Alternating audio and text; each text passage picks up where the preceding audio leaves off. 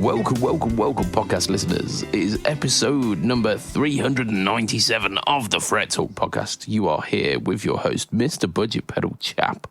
You are joined this week by me and by Lee. Say hi, Lee. Hi, man. How you doing?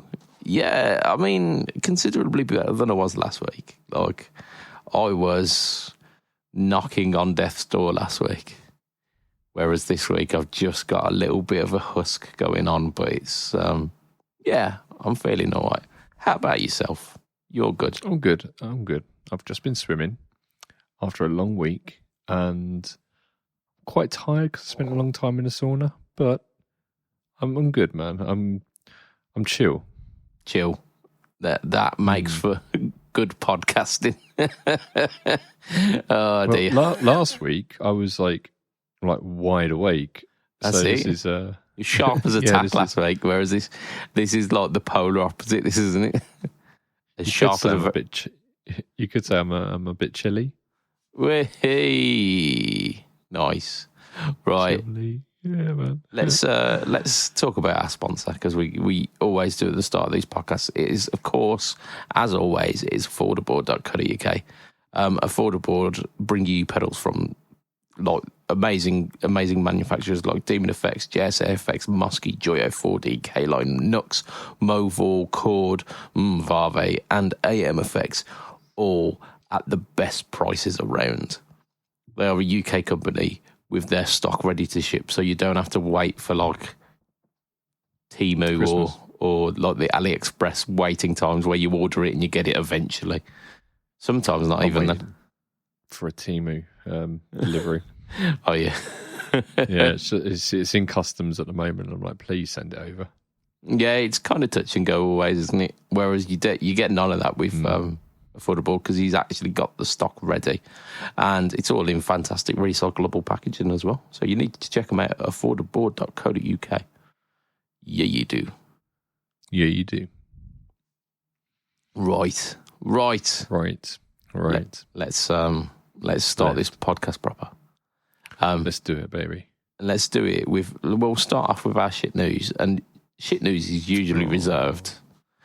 It's usually reserved for a little light-hearted ribbing at companies releasing something at a price point that doesn't make sense, or releasing something with a feature that doesn't make sense. Light-hearted ribbing sounds like something very different. It's not my birthday. So, yeah, there'll be no... This is not just shit news, man. This is shit, but not from someone. This is shit because this is sad. It is indeed. It really is. And it kind of... It comes back full circle to the start of this podcast, because, like, we've made no secret of it that the original kind of crew for the Fret Talk podcast all started off as an offshoot of like people who listened to the GAC podcast when it was the GAC podcast. So like we listened to and enjoyed that and thought, you know what, we'll give that a go. And although that kind of that format didn't stick around for too long, it was the kind of catalyst that got this this podcast started. Yeah, we're like friends with those dudes now, which is crazy. We're friends with Joe and Matt and Mark and Jay. Yeah. Like legitimately cool people. Like especially our Joe Brandon. He's just a legend, and we've had him on this podcast as well. So yeah, I mean Matt's a dude as well. Matt's excellent. But yeah, Joe is a legend. Yeah, like he's the one who continued on with it, didn't he? Because the others kind of got jobs in the industry and stuck around with that.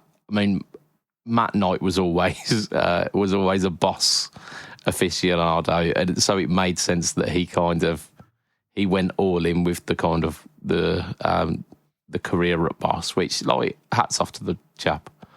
And then obviously J Cross went to Fender and Mark went to Reverb. He went somewhere before that. I think there was always there was ribbing about him going to do like headphones for Stag or something like that. Joe's over at is it not Ashdown? No, it's Ashdown, isn't it? Yeah, Joe does Ashdown stuff, and he does stuff with KMA as well.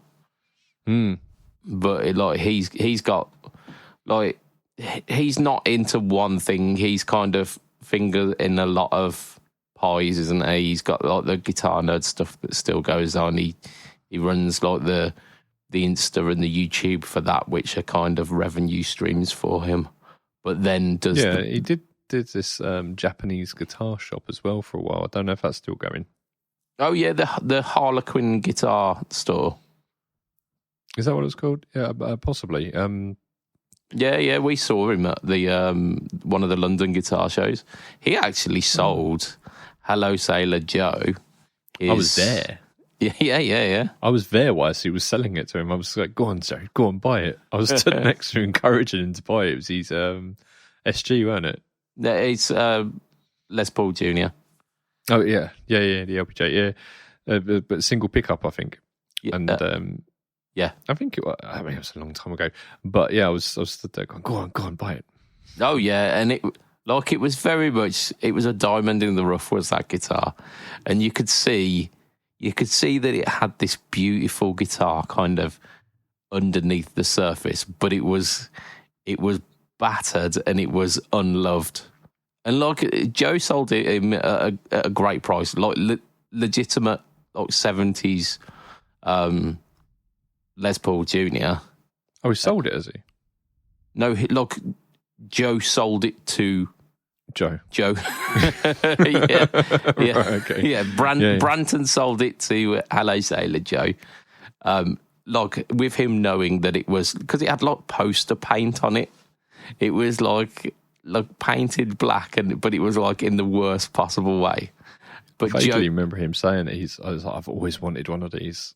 Yeah. And he still has it to this day, and you can play it if you go to the like the guitar shows. He brings it along. Yeah, nice. And he's brought it back up to like beautiful like restoration grade now. However, we have digressed greatly from something that is actually quite serious. We have, but like this is the reason why it's so significant. The GAC store, despite it being kind of a little, like not massive store down in Brighton, so like down like south coast of the UK, is like it shouldn't have been as popular as it has been, but it's like reached cult status and developed. Yeah, well, Brighton's a very musical place in terms of like there's so much culture down there. Like people say Brighton's this, Brighton's that, but Brighton is probably like the culture capital of the UK more than anything. Yeah. Like there's a big mixing pot of kind of arts, isn't there, down there? Yeah, man, it's brilliant. Absolutely. But like in terms of like the gravitas of the store, it's not a massive chain store. It's not something that's grown to be like an Anderton's, where it is like one central store but does massive online sales. Do you know what? I don't think Anderton's, in terms of the size of the store, is much bigger than GAC. Yeah, absolutely. So, like, it's transcended where it should have been, really, in terms of like its size and impact, kind of culturally. But it, like with the podcast and with like those kind of personalities that come out of there, it's become one of the places that, like, if I do any online shopping, I'll go like, okay, I'll check Anderton's, I'll check Terman, I'll check GAC, and like check who does the best price and go for that. However, it was never GAC though, was it? It was never GAC. GAC was never had the best prices. Sometimes they did. I bought Like, what was the last things I bought? I bought a couple of interfaces from GAC. I think the interface that I'm on at the moment was from GAC. I routinely would go to them for Seymour Duncan pickups because they'd always have the best price. Oh, right, okay. Yeah. Like whenever I searched, it was always found that they had the not so great price, but horses for courses, isn't it? Yeah. So yeah, but I do know that Anderton's and a few other shops have a buying group. Yes, yeah. And I don't know if GAC was part of that buying group. And that kind of, if they weren't, then that could be why. But being as how big GAC was, I wouldn't be surprised if they were. Maybe they chose not to be. Who knows? Yeah, so, I mean, this has all come around from an article in the local newspaper to Brighton called the Argus. That noticed... Say that. I heard from a friend the day before. One of my good friends was at a gig with someone who worked there, and he told him, and he messaged me straight away. It was, yeah, man. From what I gather, I know the articles are saying, it might be closed for this time, but from what I gather from the people, from what I've heard, is it is actually closing down. Yeah, so like the article kind of kicked up questions, didn't it? Because it's basically saying that there's a sign on the front of the store, like all the shutters are down, and there's a sign on the front of the store saying closed for 7 days due to maintenance, which it's an odd one. Yeah, there we go. Yeah, this sign that says our Brighton store is currently closed for 7 days, and there was one that says closed due to maintenance. So that started sparking questions, but then since then, GAC's website has been taken offline as well, and there was some stuff online as well. There was an online I can't remember. I'm trying to remember it from kind of second and third hand information, but there was like within kind of the business realm, there was adverts going up, like small to mid-sized UK retailer looking for buyer. Like no details on it, but like hinting towards this, and then at the same time the shutters come down on it as well. Yeah, I mean, there's rumours that that some of the staff might buy it, but I wouldn't advise them to, because if the people who are business people running it couldn't get it to take off, then people who work in a shop aren't going to stand much better chance. And I've seen this happen before, where people working in a music shop have bought it out when it was in trouble. Yeah. And it didn't work out well for them. No. I think we're at a difficult time for brick and mortar stores, aren't we? Because like a lot of the business is done online, and it's done with these massive kind of conglomerates like Toman, who are so big that they can like buy in and get the best deals, and like you say, like Anderton's as well, who get like exclusivity deals, and they get the best prices, and they get like the Behringer pedals that have been like absolutely blown up the internet recently. They're the UK retailer who get them. Which Behringer pedals? I don't know what you're talking about. But like all of those ones, all of the ones that I've bought through Anderton's, because I know that Anderton's are like saying, yeah, we'll get them in first. Yeah. So. Yeah. I saw someone, it was actually Bimson, said, what if Toman bought them, and then they'd have a UK branch so they can actually sell things into to the UK again without all the bullshit with Brexit it's caused. That'd be very good, wouldn't it? And like, if they kept like a contingency of like UK stock rather than because the problem with Toman is if you put an order in, always whatever it is, whatever the order is, it's £10. Shipping's £10. So you've got to almost make it worth your while to order from Toman. I ordered something from Toman this week, actually, and the total order came to just under £100. So that was including like the actual item as well. Yeah. So that's about £8 really in terms of pounds, and that was for the whole thing because I live in sunny Europe. That's it. Like for yourself, it's not so much of a problem, but in the UK, like if I ordered one set of strings or 10 set of strings, the shipping is always £10. And like to put it in perspective for those who don't do pound sterling, a set of strings is probably close to £10. God, I tell you what, I was looking for the balance tension NYXLs, and I saw that Strandberg of all people sell them.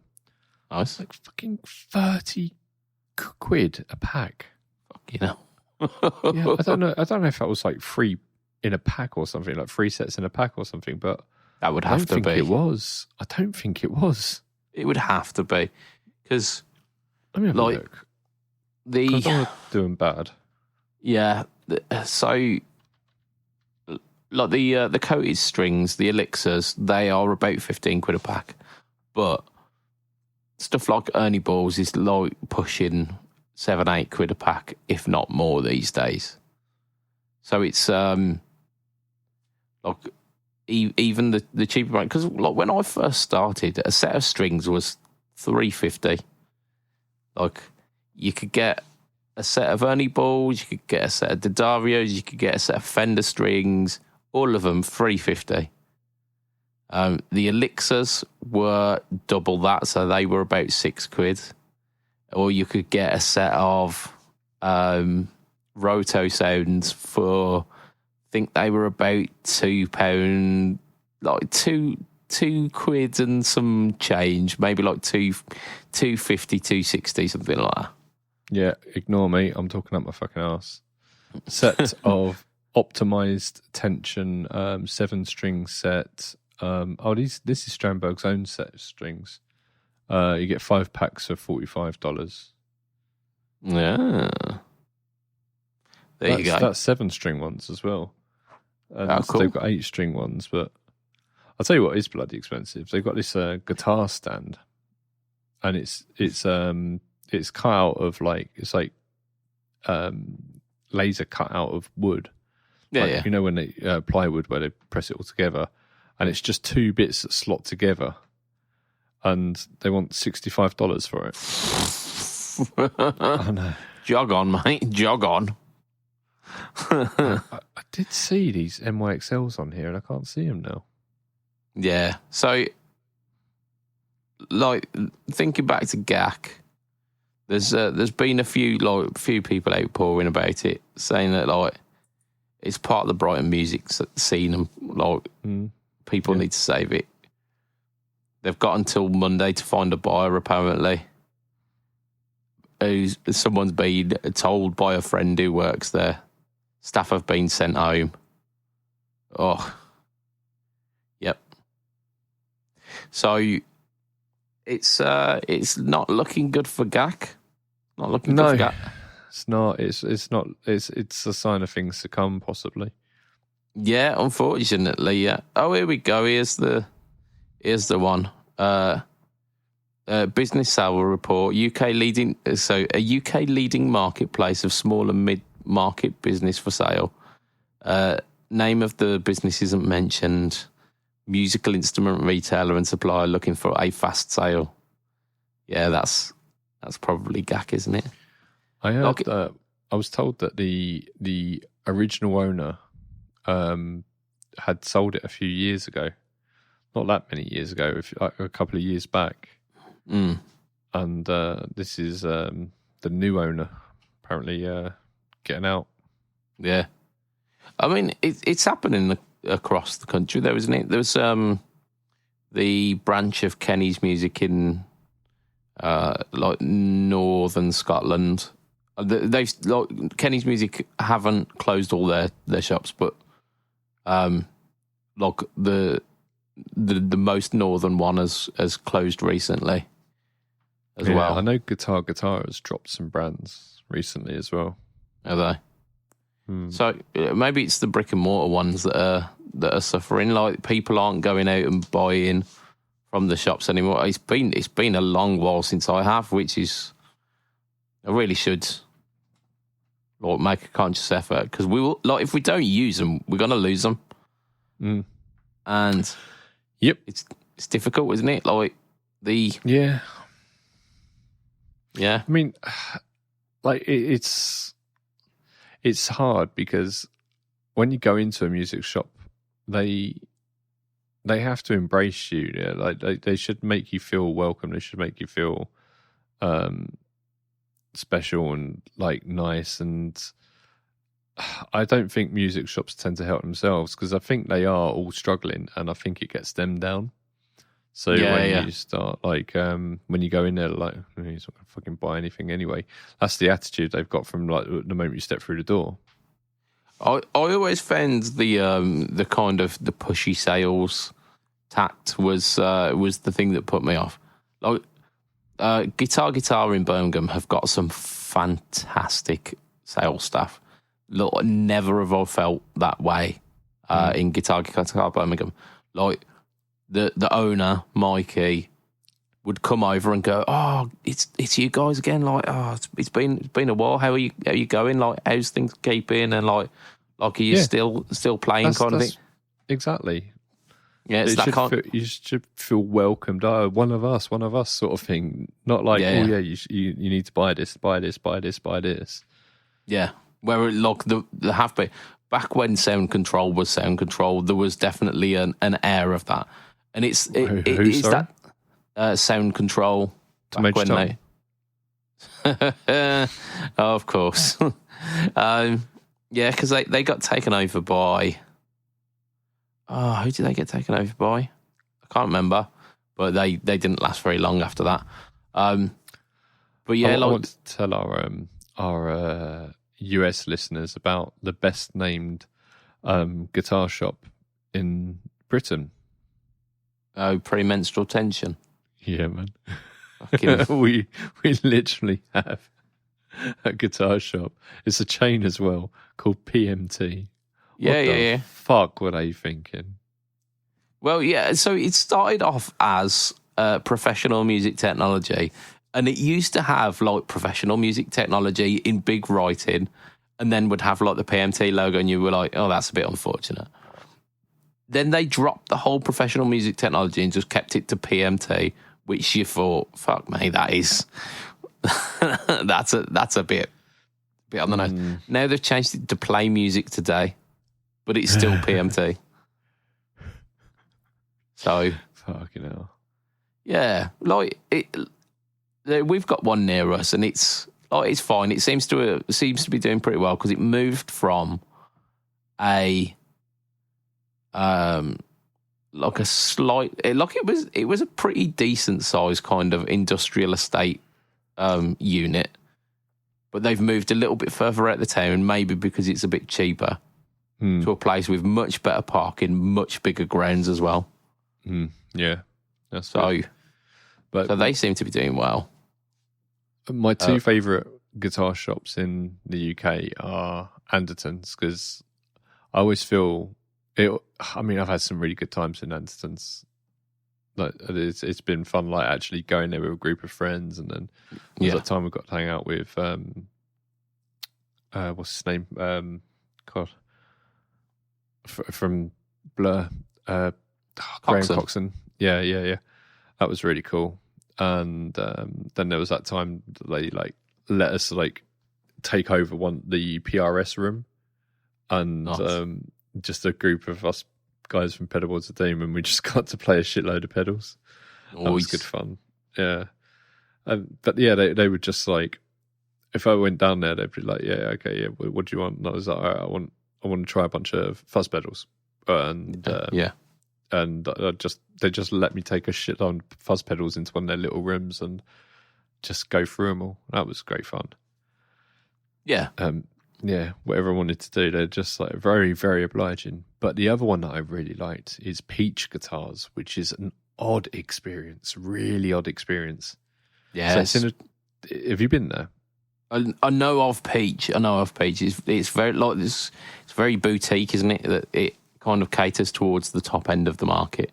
Lots of like private stock PRS and.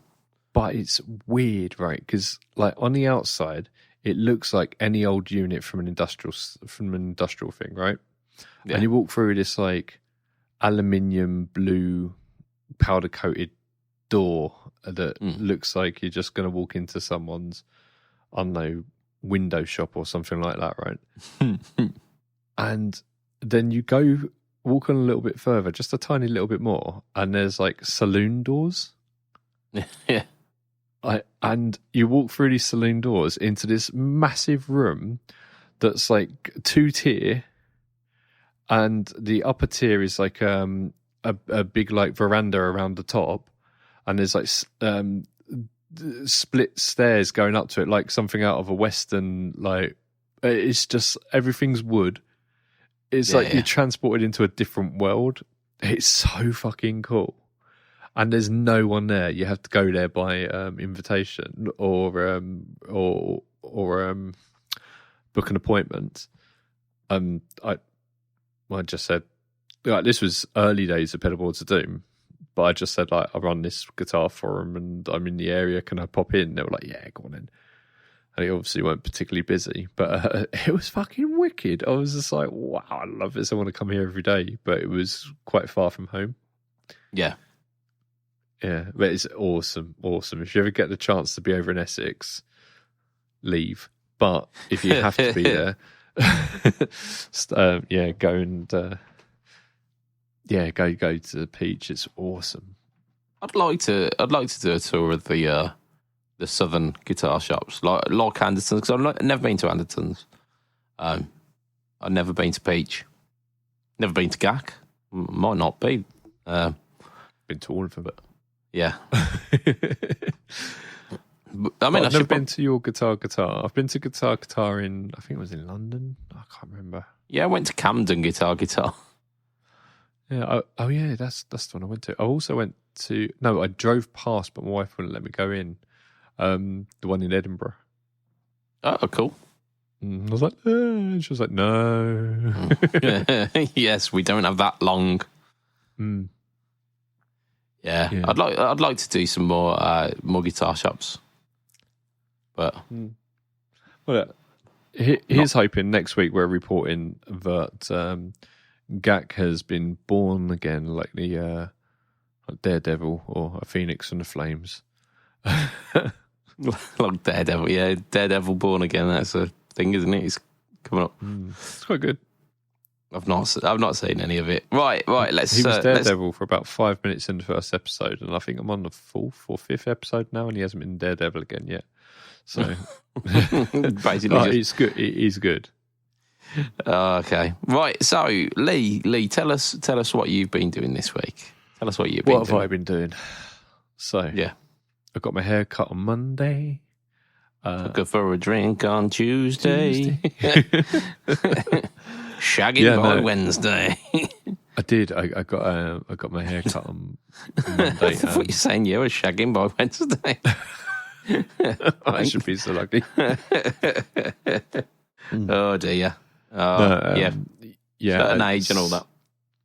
So like, I got this. I've been paying this woman like 50 quid to cut my hair recently because I wanted it to look good for interviews and shit like that. Yeah. And she does a good job, but she was doing this like haircut where it was like, it was all back, but it was kind of like more towards the top, but she was like pushing out the sides and stuff a little bit more. And usually I've had my hair quite short to the sides, but because I've got quite a narrow head, it does look a little bit stupid. But she's actually a hairdresser rather than a barber. And so I'm like, all right, I'll go with that. And I said to her on Monday, I was like, can you do something a little bit different? And she was like, yeah. And I think she wanted to. And then she did this thing where like it's kind of like almost like a side parting, but she's like scrunched up my hair and got all my curls coming out because I've got quite curly hair. Yeah. And when she stepped back, I was like looking in the mirror thinking, is that it? The fuck have you done? And I was like, I really didn't know what to say because, yes, it's my face, right? But you don't want to insult someone as well. Yeah, you probably did by the way that you put your face. Yeah. And, oh, it's lovely. Yeah. I was like, no, I literally said to her, I'm sure I'll get used to it. I mean, what was I going to say? It's still my fucking hair. Yeah. But as I stood up and I walked past the mirror, I looked in and I was like, actually, that's not that bad. And then I've really got used to it. And now I really like it. And I'm like, thank fuck for that. But yeah, so yeah, I've not filmed anything where I'm on camera this week, unfortunately. But I'm really looking forward to it. And hopefully I don't get a load of people saying, what the fuck have you done with your hair? I mean, you have had that on the videos before. What, people asking about my hair? Yeah. I mean, I've got accused of having a mullet. Do you know what she said to me? She went, oh, people were having a mullet. This is in now. And I was like, no, fucking ain't. No. Yeah, no mullets, please. No mullet, no cry. Absolutely.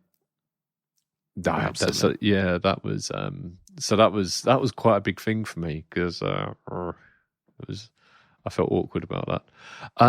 And then the other day I was playing the guitar, and I thought to myself, I had a bit of an epiphany, and I think I'm just thinking out my arse really.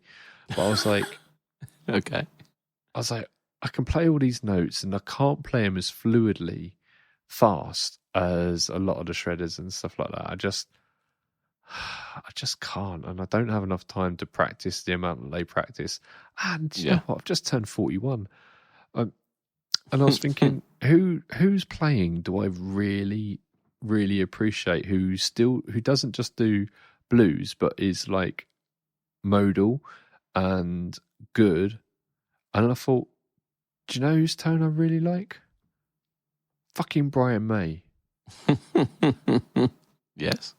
And I was thinking, he still sounds proper heavy. And I happened to be watching about this Boss. Have you ever heard of the Boss BC2? BC2? Yeah. What is the BC2? It's like a BD2, but it's brown and it sounds like a Vox. Oh, okay. I've never heard of it before this week. And I'm still not sure if it's analog or digital. But is it the combo one? No, it's just a straightforward Boss drive that I've never heard of before. BC2.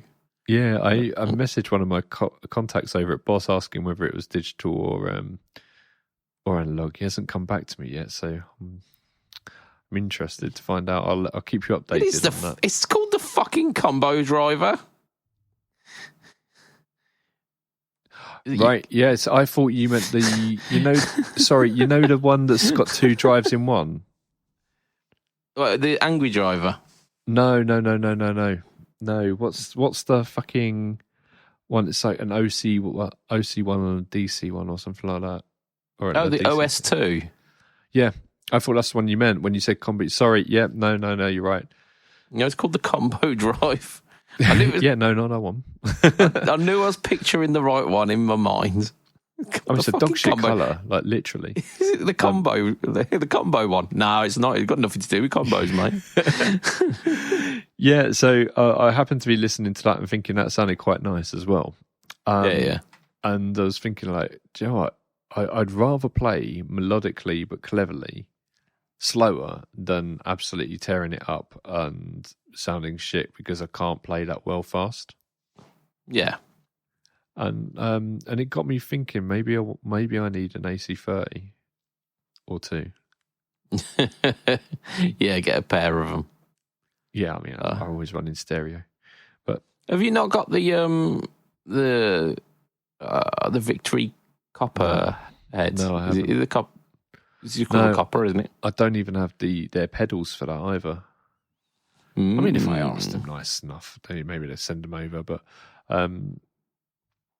yeah, because those pedals were made by 4P, or made in cohorts with 4P. I've got the ones. Have I got? They're over here. You got the I've got Sheriff, the Sheriff and the Kraken. Yeah, yeah. They sound really nice. Sure, I'm sure they do. I've got a wonderful Nux pedal that sounds phenomenally AC30 like. It's the Diamond 63. It's we've got another one of those coming up on the channel actually. Do you know what? Wampler make the 30 something as well. Maybe I'll have a word with Wampler. They used to. I don't know if they still do. I mean, probably got some NOS. That's new old stock of it. Yeah, I know that you don't make this pedal anymore, but do you mind sending me one over so I can maybe do a demo? I didn't promise any demo. Yeah. Best of luck with that, mate. I had a meeting with Richard earlier today, actually. Funny enough. Did you? How's he keeping? I've not spoken to Richard in a while. Yeah, no, he's all right. He's a good lad. It's Rich. He is, he really is. So, yeah. So, I've got something to ask you, right? There is a company from Australia who I keep forgetting the name of them, and it doesn't really matter for this conversation because they make a modular pedal. Okay. Which we've seen this before, where people make a pedal and then you can put chips in it, and it sounds different. Yeah. Oh, Copper Effects did one. Cooper Effects, sorry. Yeah, Cooper. Yeah. But they're things they put in there with like large SIM cards or SD cards or something like that. These are literally circuit boards, little bits of circuit board, like daughter boards that you clip in. Yeah. So they have like different capacitors and stuff like that. And the pedal has 4 knobs, 2 foot switch. The 2 knobs do 1 foot switch, and the other 2 knobs do the other. So the 2 left knobs work with the left foot switch, and the 2 right knobs work with the right foot switch. And you put 2 of these modules in, and you got 2 drives. So if you put 2 of their Prince of Tone things in, you've got a King of Tone. And they've got loads of different modules. He's also got one that he calls the studio version, where you clip, you can attach a different module on the top of it. And he's expanding it to other ones that have more controls and stuff like this. Interesting. I mean, when you were describing it, I was thinking the Tone Lock series by Line 6. Do you remember the ones that had the little module that come out? Like it was what the Tone Lock ones were, the ones that had the buttons that push in. Yeah, they had those the knobs that pushed in and then they clicked. Sorry, Tone Core, I think they were called, and it was basically like the Verbzilla and stuff like that. It was like a grey, like a really bulky grey pedal, but it had like this kind of unit that you could take out of it. But essentially, like they did sell the modules separately, but I only ever saw them being sold as full pedals. So you'll probably only ever have seen them as full pedals. Like, I didn't know that came out. Oh my God, I can see it now. I had no idea that they came out. This is, oh my God. There you go. Yeah, because they had a massive range of them. I had Echo Park was the big one, wasn't it? Yeah, the Echo Park and the Verbzilla. I had the Otto filter, I think it was, which is like a purple core, and it was like an auto wah. It was like I picked it up for like 20 quid because they were selling them. Like they were just trying to get rid of them, and I picked it up. Like I went into a guitar shop and they had them on the desk, and they were like, "Oh yeah, 20 quid a pop for these." I'm like, you know what? It's for 20 quid. Of course, I'm going to buy an auto wah, and it was the heaviest pedal that I'd like. It's just so heavy, like it's kind of standard boss size, a bit taller. bit like slightly chunkier, but weighed about 4 times the weight of a normal pedal. Oh man. These ones from the Australian company at the moment, I think he needs to refine them a little bit because they are a little bit rough and ready. Yeah. But I think that will come. He's asked us if we can like do something to help promote it. Maybe we'll demo it or something because it is an interesting thing. I mean, we'd have to think about how we could market a video about that. But I'm sure you're already thinking of ideas. Yeah, I mean, I am. Yeah, I mean, like the way that you described it in terms of like having 2 sides of a drive. That sounds wicked because like the amount of like dual pedals that are like incredibly like sought after, like the King of Tone, but then also like a Tube Screamer and a Blues Breaker and a I love a mixture of a Clon and a Rat, and if you could put that into one pedal, I'd be very happy with that. Yeah. And like there are companies that are doing all manner of different like combinations of 2 iconic pedals, like a Clon and a Rat, a Clon and a Blues Driver, a Clon and a Tube Screamer. Like all of these things, like Nordvang, for example, doing like the John Mayer combos, like the Blues Breaker and Tube Screamer and Blues Breaker and Clon kind of thing. And look, they sell these as just kind of pre-packaged units, and people absolutely lap them up. But if you had a pedal that you could go, okay, let's test the different types of combination and see what works together. Oh, that'd be phenomenal. Yeah. I mean, it is kind of cool. You know, like I was watching a video about someone who was sent one, like an influencer over in Australia, and like the modules came in an Altoids tin, but with nothing on, so it was just a plain Altoids tin and stuff. Oh, I think if he sorted out the branding and the refined it, it could be quite cool. Yeah. But there's also something kind of cool, I think, about it being like really rough and ready. I think it's, but I think you'll get a wider market with it looking a bit nicer. Yeah, looking the biz. Yeah, of course. Yeah, so that's what I've been up to, and sorry it took quite a while, but it's fuck all news anyways. What have you been up to?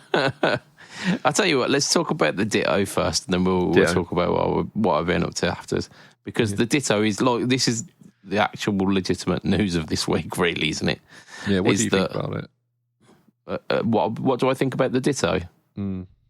Like the TC Electronic Ditto it's a rite of passage, isn't it? Ditto. It's a bit like that's why I asked you. I just wanted to say something. Yeah. So it's a bit like owning a DS1. At some point in your one. Is what, sorry? I've never had one. What, a DS1 or a Ditto? A Ditto. Okay. Have you? Oh yeah, I've got one now. I've still got one of the original ones, like the little mini ones. But they did a fair few revisions. I'm sure, like maybe a year or 2 ago, they did one that had an LCD screen on the front as well. They did, yeah. That looked very similar to the Impulse. So, I assume they got like the isn't that the one that Jason had, like the Ditto Plus or something like that? But like yes, like he did a video in it going like, is this something that I'd use? And he's still got it on his board today. So yes, no, it's not. Yes, it would. Yeah. Yes, but there is reason for that. So the Ditto 2, business as usual, but there's a bit more going on with it, and there's a feature in it that you are really excited by, isn't there, Lee? Well, I wouldn't say I'm sexually excited by it, but it does turn me on a little bit. I mean, I didn't say you were sexually excited by it. Like, the heart wants what it wants, Lee. Yeah. I mean, first off, it's got a new foot switch. So it looks like they've updated the mash switch somewhat. And I've seen complaints recently about them breaking. So maybe that's why. Yeah. So rather than using like standard foot switches, which like they are the same in everything, like a really thin kind of cylinder that you press your foot on, very focused, so you can't really stamp on it without footwear on, or you're going to end up hurting your foot. So people tend to put pedal toppers on them to spread out the surface area. These TC ones are kind of like foot switches with pedal toppers built in, but that's what the actual foot switch looks like. It's like a metal topper. Which all foot switches are, but it's yeah, but like a foot switch topper that is made out of metal rather than just like the standard, very thin, kind of probably about, I don't know, like 2.5 centimeter wide diameter. It's probably I don't think they're more as like wide as that. They're not as wide as an actual foot switch topper, but they are considerably wider than a normal foot switch. Yes, yeah. So they're the kind of a happy medium between the two, aren't they? So there's that. Yeah. I think they call it something, don't they? Like the redesign for magnetic mechanism. No, that's it as a satisfying magnetic mechanism. Yes, absolutely. Ensuring precise and reliable operation. I mean, you would hope so. Or playing barefoot. I've never played barefoot. Is that like a song or something? I have, and I regret it. We've talked about it before on the podcast where I've played barefoot live, and I really shouldn't have. But we won't go into that one again. That's hilarious. Oh, so yeah. So that is something about it. It's but what are the other features? And we'll hit up the last feature, the most important feature, last. Well, that is the basically the thing. I mean, there's a new LED on it, so it's like a really long LED, so it's very obvious as to what's happening. So it's got it's a multicolour LED, green, red, and yellow to show kind of what's going on. The standard one had that anyway, so you could tell where it would turn red when you were recording and would go green and would pulse. So it'd flick on and off when the loop started. I think red for recording is a bad idea because, I mean, it's like pressure. Yeah, the red light fever. Yeah. Yeah, and they've redesigned the graphic for it as well. So it kind of, the graphic goes across the front face as well. I really like the way that they've done that. I like TC's graphics anyway. I think TC do a really good job with that. But tell me, Lee, about this feature that we've been kind of circling around, because this is the bit that excites you, isn't it? It is. It's called Loop Snap. And if you're fucking useless with your timing, it fixes it for you. Yeah. That's it, basically. It uses some sort of AI or whatever to make your loops all work together nicely. And thank you. Yeah. It'll pull the loop back into time. Like if there's any kind of discrepancies, it's a bit like a kind of filter, like a Snapchat filter does for your pictures. I really thought you were going to say filth when you started saying filter.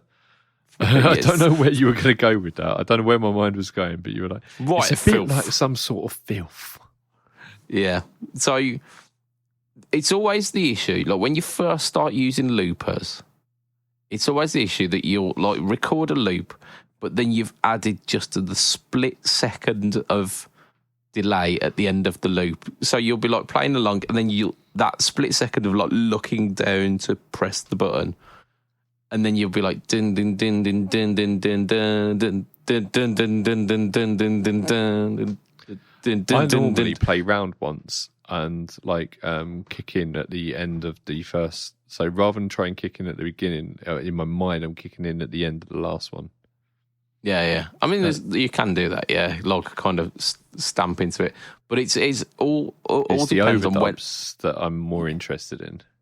Yeah, snapping the overdubs into it as well. Like once I got the original loop in time, everything else after that's fine. I'm fine with that. But having that little helping hand where it'll just nudge the timing to make the loop perfect every time, first time, it's very much appreciated because we're not all Ed Sheeran. We've not all practiced hundreds and hundreds of hours with a looper. And some of us are just shit. We're just shit at doing timing. So... Yeah. It's 84 quid as well, which is a brilliant price. Yeah, it's nothing, is it? It's nothing. No, absolutely not for something like that. Do you know, I've got a little story about Ed Sheeran. Do you? Yeah. For my birthday, we got a MetaQuest 3. Okay, yeah. I mean, it's making me feel sick. But I went into this like VR world that they've got where you can go and do loads of different things. And one of the things that they had was, that show where they both they interview someone whilst they eat hot wings. Yeah, hot ones. Yeah.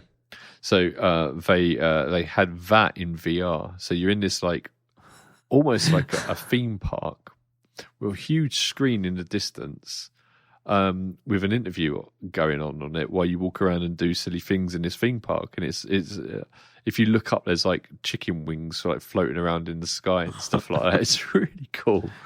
And they were interviewing Ed Sheeran, and it was just such a weird, surreal experience. I was just like, oh man, it was cool though. I don't really like Ed Sheeran that much. My son does for some reason, but I appreciated him listening to him talk. It was, yeah. He seems like a really nice guy. He makes bland pop music, but you know what? It's worked for him, and he's made a career, and I can't knock him because he's they're doing the thing, isn't he? Yeah, I mean, he'll cast a spell on you or something. Who, Ed Sheeran? Yeah, because he looks like Ron Weasley. Of course. Yeah. Did you see that thing where someone saw Rupert Grint, the guy who plays Ron Weasley, they saw him filling up his car at a petrol station, and they were filming him, and he looked at them, took the petrol pump out of the thing, put it in the air, and went, expensive petroleum. That's proper funny. He's classy. Good man. Yeah, good man. Bless him. Oh dear. Right. I'll tell you what I've been up to this week, because we're approaching that time, aren't we? I did a video on the new X Voodoo vibe. It's kind of like Infinity War for the Budget Pedal Chap channel. This is this video is like the Ant-Man, because we're getting closer. And I like that. It's the Infinity Saga as opposed to the actual movie. Yeah. So we're doing all of these little no talk all tones ready for this no talk all tone verses, which is the Infinity War kind of end game thing. Yeah. I should learn to play that so that I could do that theme on. With these budget unified pedals. Wow, wow, wow, wow, wow, wow, wow, wow. Oh, that would be quality. But yeah, so basically no, it wouldn't. It's really not the effect for that, is it? No. So the idea was that I'd pull together a bunch of the budget unified pedals to show off which one the best one is, kind of under the £100 mark. And we've obviously got the Behringer one, we've got the Shaky Jimmy and the Jimmy Nova. We've got the Shinai. Imagine we've not got the Shinai. I've like definitely got one of them. Then the New X Voodoo Vibe. I've just literally just done a video on that one, and it's really good. It doesn't sound the same as some of the others. That's good. Which is it's nice that there's a difference. I think there's definitely some similarities between the Shaky Jimmy and the 69 Vibe. But we'll test them out. We'll test them out in the next couple of weeks. But the New X Voodoo Vibe, it's a little bit of a sleeper, man. I think. Spoilers. Spoilers. Yeah. I will tell you this. Usually the chorus mode on Univibes is the mode that you ignore because it doesn't quite sound very good. It's fine. Everyone goes for everyone's there for the vibrato mode. So you use that one and that's it. Whereas the chorus mode on the Voodoo Vibe, it kind of had more of a phaser quality to it. It had a bit more kind of crunchiness to it, and it sounded really good. So what was the one I had? I had. What's the really nice one that I think it used to be green and now it's brown. What? Oh fuck! Who makes that?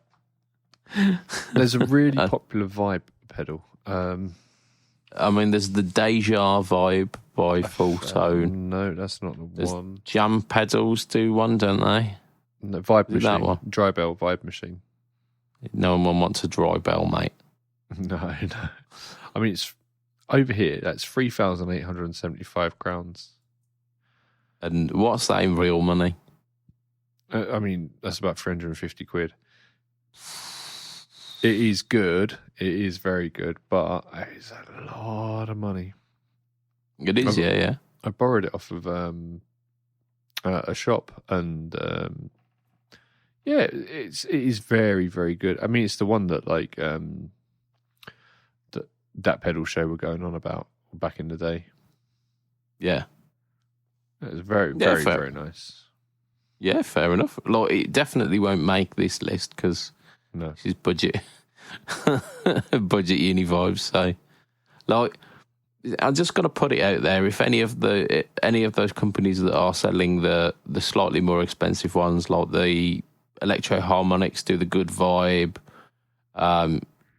Dry Bell, send them through to me, and we'll do the expensive version of this. I'll happily do no talk tones on the channel as well of all of these pedals. Just send them through. Your new friends JHS have the Unicorn.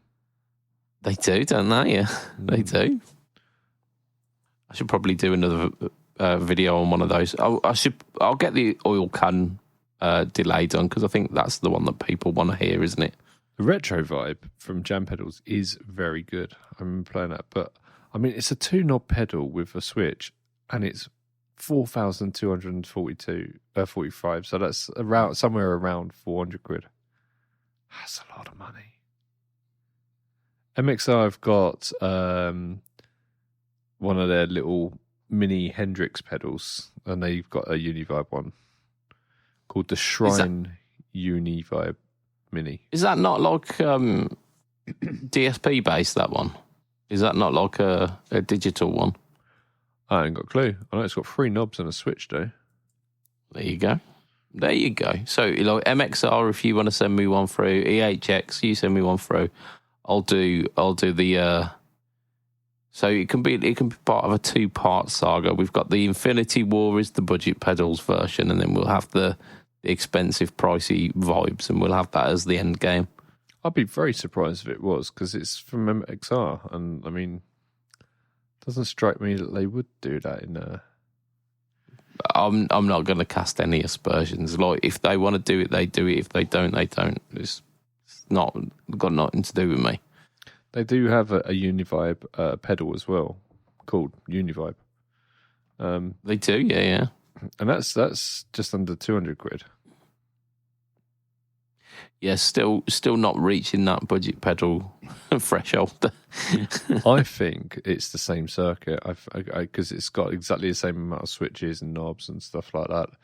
I think it's the Yeah. same pedal. It's around it's exactly the same price. In fact, the smaller one is 10 crowns more. It very much could be. And I think on that bombshell, we should probably wrap the podcast for this week.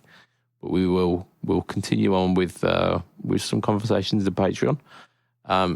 So yeah, thank you everyone for making it this far into the podcast. You are legends. We appreciate your support. We appreciate you making it through to this podcast and just listening to us have a little ramble. Yeah, we're gonna extend a thank you to affordable.co.uk for being our sponsor. Definitely check them out. There's definitely some new stuff coming through very shortly. I'm quite tall, actually. Just hinting here, shortly. Yeah, you silly goose. I'm not telling you exactly what it is, but there's definitely something Nux based coming soon. Just hint. Just Someone just messaged me, and they started the message with Hayley. Hayley. I'm not judging. It's the weekend. You can be called whatever you want. And our final thank you is going out to our Patreon backers, who, for as little as $2 a month, you can be part of this exclusive crew. We have got a veritable cornucopia of beautiful people, and they are as follows: Adam Yeomans, Huge Erection, Mike Oxlong, Yoink, Gary Goldencock, yoink, Fletch, yoink. Brian Gower, Diabetes Foot, Jason Wharton, and Gareth Brand. Yeah, I mean, as the man said, I'm just going to put these things here that you've missed out of Chev Tone Effects, of Fletcher Pickups, of oh my god, this is hard to do when I'm not doing it in order, of the Tone Jets podcast. That's it, Second Button podcast, and the Off the Rails podcast. But that's you have to kind of guess which ones they apply to. This is today's game. Answers on a postcard. Lee has made this Patreon shout out a lot more interactive this week. Here we go. He's turned it into a game. If you want to catch me online, I'm of course Mr. BudgetPedalChap. You find me at Instagram, Facebook, YouTube, and Threads, or at BudgetPedalChap. And the No Talk or Tone series is always featured on YouTube. This week, I've done a chorus. I've done a chorus. Is that what you call it? It's a big old fucking chorus. Did you wipe? Did I what? Did you wipe afterwards? That's pooping, not a chorus. Oh. This chorus is as big as my face, and I'll leave you to ponder which one you think it is. Lee, where can we find you online? God, do you really want to? Right, you can find me doing all the social stuff online for Fawn Sound Labs, the newest pedal company on the market, which still hasn't shipped any pedals yet, but we will very soon, and you'll start seeing demos. And I can't wait until those pedals start getting out there, because do you know what? Actually, they're fucking good. Yeah, and especially that freak. Damn. Oh man, I've got one right behind me, and it's so good. It really is. Freak in the sheets. Jaws is really, really good. It's the black swamp. It's so versatile. You can get so many fuzz tones out of it. It pretty much does all fuzz tones. It's just so bloody good. Yes. So you can find me there. You can also find me rocking Rockboard. You'll see me very soon on the shorts out there, because I've been putting together some really cool shorts for the different stuff that you can get for Rockboards, such as the mods and the mini mods. Did you know that they've got mini mods that go on the side of the board if you've only got like one of the smaller boards, or if you've taken up all your mod slots? They've got these mini mods that fit on the side, like little ins and outs and stuff. Really cool. Always. Yeah, and like trays and all these sort of things. So yeah, that's really cool. What else? You can find me running Pedal Boards of Doom. So I am in charge of the Pedal Boards of Doom Facebook group, and everything else Pedalboard to Doom, except Budge is in charge of YouTube. Yeah, indeed. Yes. Yeah, because he knows what he's doing. Good ship YouTube. Yeah, apparently so. I've been guessing so far, and it's worked. Oh dear. So that's us for this week. Join us over on the Patreon, and we will be doing a shit joke in just a moment. I've got a joke for you. So fantastic. So from myself, Mr. BudgetPedalChap, from Lee, Yo, it will be a tatty bite and good night this week. Ta-da a bit. Goodbye all. Bye. Stick around for the shit joke.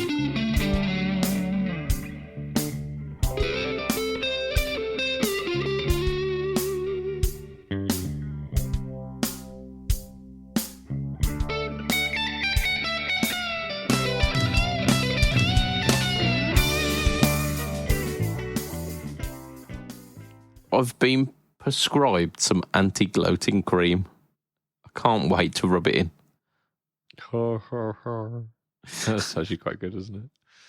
It is, yeah.